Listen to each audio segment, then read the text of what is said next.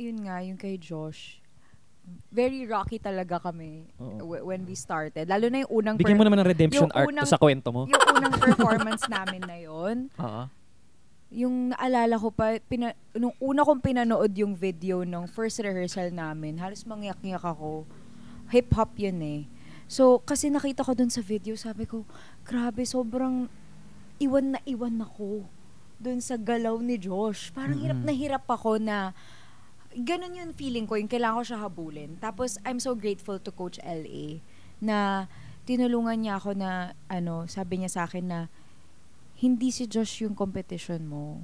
Hindi kayo nagko-compete dito, mag-partner kayo. Correct. So, tulungan. hindi mo siya kailangang, like, lagpasan, hindi mo Dapat kailangang pantay-pantay ibida-bida. Basta, ibigay mo yung best mo. Yeah. Yun. So, kasi I remember nung nag-tech rehearsal kami nun, dami kong mali, tas naiyak ako after. Tas they were super nice to me. And then, until sa eventually, ayun, okay na kami ni Josh. Hi, Josh. Yes. Hi, Josh. Hi, Josh. Hindi, okay na kami ni Josh. Like, nag-blossom na yung friendship namin. And that's also because of the life coach sa SOTF who helped facilitate an honest conversation. Correct. They created a safe space for us to be able to talk about our feelings towards each other, towards the partnership. Kaya after nun, kudos din naman talaga kay Josh for putting in the effort to build a bond with me. Yeah. Si Ate Glyza naman, siya, nung first ever na permanent duo na kami, parang pa ako. Winner na agad, be! Nanalo agad kayo. Ako? Winner na! Hindi, kasi ganoon naman ako sa lahat ng nagiging partner ko, diba? Sabi ko na, hindi, kailangan natin manalo. Ganun talaga akong person. Hindi, not to pressure, just to have the same intention ba? Kasi ang hirap na duo kayo, tas ako lang yung may gusto manalo, diba? Parang ganun. So, nung nagsistart pa lang na mag-permanent duo, parang hindi pa ako ganun parang tinatansya ko pa si Ate Glay. Kasi nga, natatakot talaga ako. As in, kasi nga bata pa lang ako, napapanood ko na siya. Yes. So, alam mo yun, yung feeling na, sasayaw ako with her, ganyan. Sindak na sindak. Ganon. So, parang hiyang-hiya ako sa kanya kapag kunwari may mga lifting or like mga lifting? Hindi naman naglilift. Tumingin ulit lifting. Pero, alam mo yung mga hahawakan siya. Hiyang-hiya ako nun. So, parang ingat na ingat ako talaga. Tawa ako. Lifting. Di ba? Yung lifting natin, ililibar lang dito. Hirap na hirap pa kami. Igaganon niya lang ako. First yan? Wala na itataas yan, be. Sabi ko, wala na talaga eh. As in, hindi talaga eh. As in, anyway, ayun nga, kay Ate Glyza, so ingat na ingat ako. Hanggat sa bigla na lang din na something clicked. Something clicked. Wow. We had this episode na it's gonna be about our fathers. Yeah. So parang nung nakwento niya sa akin yung kwento nung sa dad niya. The emotions one. Oo. As in, parang sabi ko, ako din yung dad ko, ganyan. Tapos hanggat sa same kami ng birth month, ganun. Ang dami ng similarities na biglang nag-pop. So sabi ko, grabe, like yung bond namin ngayon, as in very, parang siya yung ate ko that I never had. Yung pagising niya sa umaga, nagtutwerk So nag-overnight ako sa place niya. Sleepover sila. Tapos nag-prepare siya ng breakfast, ganun. Very ate talaga. Prepare siya ng breakfast for me, ganyan.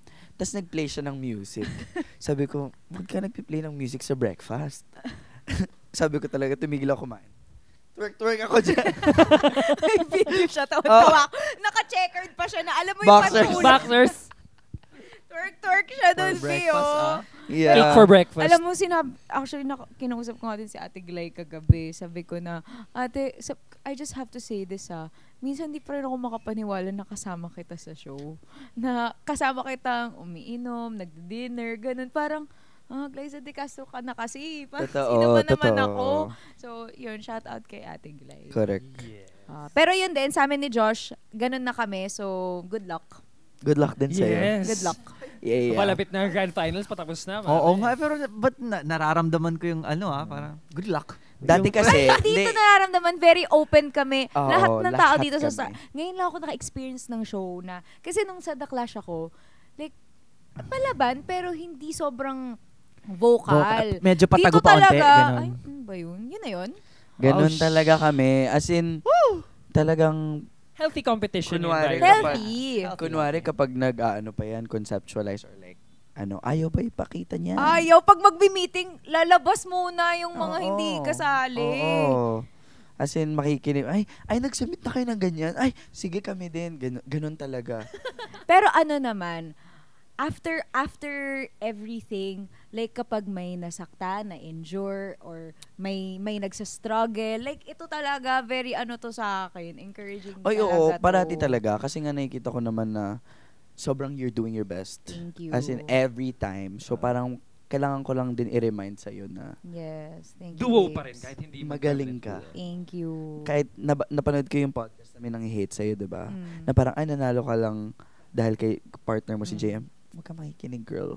Sobrang galing mo nung episode na yun. Thank Yeah. you. Thank Yes. you. Ngayon na. Wala. Diba? Alam mo, Ngayon pati si Kuya Zeus din, shout out din kay Kuya Zeus, very kuya din talaga Correct. siya. Hindi ko din makakalimutan nung kami nagka-duo, na, di ba, dami naming lifting, so medyo din talaga ako dun, kabado malala. Pero very kuya talaga siya. Like, may kita niya ako na tulala niya, nag-iisip ka na naman. Oh, ganun siya. Like, shout out din sa'yo. Kaya sabi ko sa'yo, Thea, magaling ka. Sino yun? Sino yun? Magaling ka. Sino nagsabi? Si Ate Marian. Ate yan. Magaling ka. Ganun Ate siya. Yan, love you! Yeah. Yes, sir. Ayan, papalapit na tayo sa end ng Stars on the Floor. So, abangan namin yung grand finals nyo and the next performances. Yep. Oh! Alam mo, ayaw namin pinag-uusapan na mag-end na kasi, Oo. Say ang pangs lala. malala. Alam mo, ang galing nung show na nakahanap sila ng 10 tao na for some reason, naging ganon. Sobra. Ang lala. Parang kapag after na ng taping, ayaw maghiwalay. Correct. Magkakasama kami hanggang sa... Kahit pagod na sumayaw the whole day. Oo. As in talaga. Iba yung bond na na-create namin together. Family talaga. Totoo.